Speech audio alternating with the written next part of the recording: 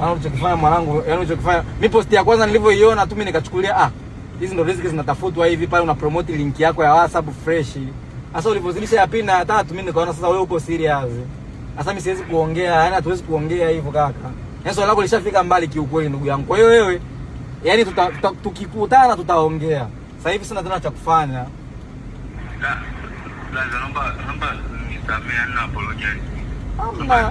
Yaani sasa unasema nilikuwa nafanya vile kama content tu, lakini sikuwa na nia mbaya. Kwenye caption za ajabu. Sawa, wewe tutasameheana tukionana ndugu yangu, wala usijali.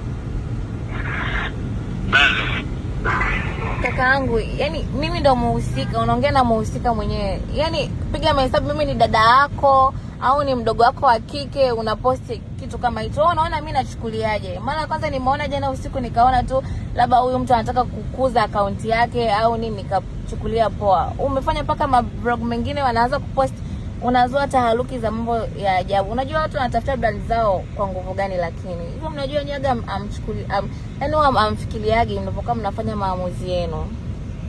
Ni kweli, lakini najua nimekosea dada yangu.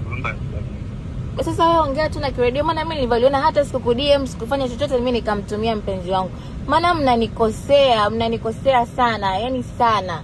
Sasa hivi mmezoa huko taharuki, vitu vya uongo. Ukiambia huko enda mtandaoni kuombe msamaha, wewe utakubali? Hapana, sikujua kama itafika huko. Yani wewe ulihisi hilo jambo litakuwaje? Ulihisi huko wazazi wangu wao wanaonaje haya mambo? Unajuaga mfikiriaje mara mbili. Mimi sijui kwa kweli mtalisolve vipi. Naomba kwanza niongee naye. Mzee. Sasa yani ngoja nikwambia, yani mimi ambako nimekuwa nimeshafika siwezi kusema narudi nyuma. Yani wewe tutasameheana mbele. Yani hamna shida. Mimi nishakusikiliza. Wewe ngoja tuone swala litakapofikia hivyo. Naomba samehe. Yani mimi kama itafika huko. Naomba kuzifuta zile zote. Niko chini ya miguu yako. Sasa yani ushachelewa, maana ni ushafikia watu wengi sana yani. Yaani mimi mwenyewe ninapofanya sikufikiria kama hivyo, mimi nilikuwa nashukulia tu kama kawaida, lakini nashangaa nimekuwa hivyo. Ndio maana hata sijaweka caption za ajabu. Hivi unajua nguvu ya mtandao? Unajua maana ya nguvu ya mtandao?